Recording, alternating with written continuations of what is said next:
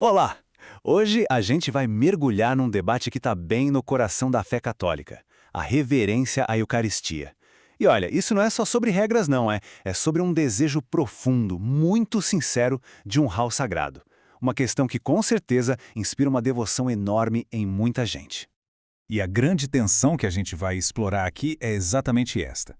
Como é que se equilibra esse desejo por um cuidado absoluto, perfeito, com a realidade humana da prática do sacramento? Essa é uma pergunta que, pode acreditar, os teólogos já debatem há séculos. Então, o nosso caminho hoje vai ser este. Primeiro, a gente vai entender a objeção principal, que é o medo de perder fragmentos da hóstia. Depois, vamos explorar a resposta teológica, ouvindo o que alguns teólogos muito importantes têm a dizer. Em seguida, vamos aprofundar um pouco na natureza da presença real e, no final, a gente fecha com a sabedoria prática da Igreja. Então vamos direto ao ponto que alimenta grande parte dessa discussão toda. A objeção. Ela nasce de um medo piedoso e muito compreensível de que se percam fragmentos da hóstia consagrada.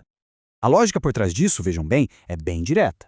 A teologia nos ensina que Cristo está presente em cada partícula, por menor que seja. E algumas práticas litúrgicas bem antigas, as chamadas rúbricas, como o sacerdote manter os dedos unidos depois da consagração, ou o uso da patena, sabe aquele pratinho que o coroinha segura? Tudo isso parece reforçar essa necessidade de um cuidado máximo para não perder nada. E a conclusão que se tira desse raciocínio é bem forte e até alarmante. A perda, mesmo que sem querer, de um fragmento seria o mesmo que permitir que o próprio Cristo fosse desonrado. É uma preocupação que, claro, a gente precisa levar a sério. Ok, essa é a objeção. Mas a Igreja, com toda a sua longa tradição, oferece uma resposta. E o ponto crucial dessa resposta é que ela propõe um olhar diferente sobre o tipo de cuidado que é exigido de nós. A diferença fundamental está toda aqui. Uma diligência que a gente poderia chamar de metafísica exigiria um cuidado sobre-humano, sabe? Para evitar a perda de cada átomo, o que pode acabar levando à escrupulosidade, aquela ansiedade espiritual excessiva. Já a Igreja, por outro lado, pede uma diligência moral e humana, ou seja, um cuidado zeloso, sim, mas um cuidado razoável, prático, que promove a reverência de verdade, sem pedir o impossível. E olha, essa ideia não surgiu ontem, não. Muito pelo contrário, ela é defendida por gigantes da teologia.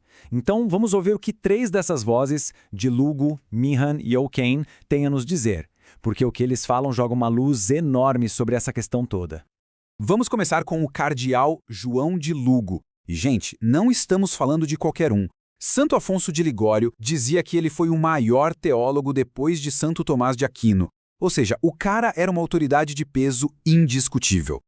O argumento de De Lugo é simplesmente fascinante. Pensa só, ele diz que, ao nos dar um sacramento na forma de comida e bebida, Cristo esperava um cuidado humano e não sobre-humano. Ele lembra que lá na igreja primitiva, onde a perda de partículas minúsculas era inevitável, a reverência era imensa. A exigência, portanto, sempre foi por um cuidado moral e não cuidado matemático. Séculos depois, o padre Meehan nos dá outra peça desse quebra-cabeça, com um argumento super prático que se baseia não no que as leis da igreja dizem, mas, olha que interessante, no que elas não dizem. O Meehan chega com uma pergunta que faz a gente pensar. Se cada partícula invisível fosse uma preocupação tão grave, por que a igreja nunca exigiu a purificação das toalhas de comunhão ou das palas, aquele tecido que cobre o cálice? Será que a igreja foi negligente por séculos? O que isso quer dizer pra gente? E é aí que entra o genial argumento do silêncio dele.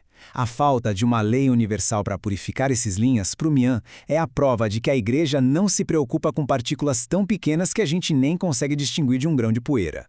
Exigir o contrário seria pedir a adoração de objetos duvidosos, algo que a Igreja, com toda a sua sabedoria, não faz.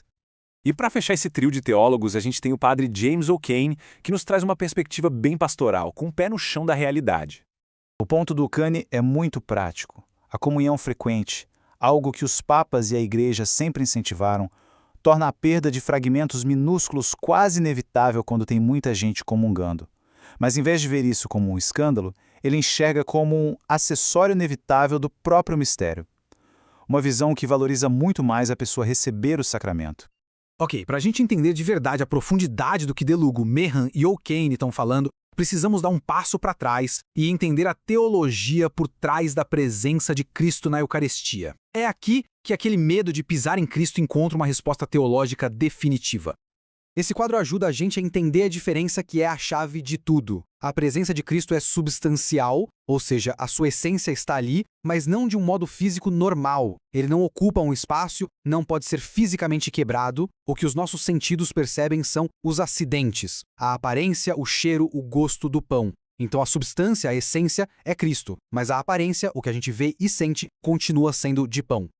E não sou eu que estou dizendo isso. Olha o que São Roberto Bellarmino, que é doutor da Igreja, fala. Ele confirma isso com todas as letras. Qualquer dano acontece às aparências, às espécies do pão, e não ao corpo glorioso de Cristo que está no céu. Ou seja, aquela ideia de pisar em Nosso Senhor, do ponto de vista teológico, simplesmente não se sustenta. É uma impossibilidade. A profanação é um ato grave contra o sacramento, claro, mas não fere o corpo ressuscitado de Cristo.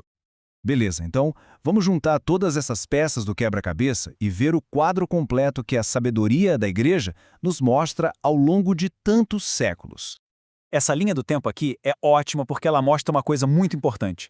As práticas de reverência mudaram com o tempo, mas o dogma da presença real nunca mudou. Na Igreja primitiva, os leigos levavam a Eucaristia para casa. Na Idade Média, surgiu um cuidado extremo com o que era visível. Mas o Concílio de Trento deixou claro que a Igreja pode mudar os ritos para o bem das pessoas. E a gente vê isso no século XX com o grande incentivo à comunhão frequente. A disciplina muda, a verdade permanece. E com tudo isso, a gente chega num princípio fundamental, que meio que resume toda essa nossa conversa. A sabedoria da Igreja, mostrada pelos seus maiores teólogos e pelas suas práticas, é que ela não exige de nós um cuidado sobre-humano impossível que poderia acabar nos afastando do próprio sacramento.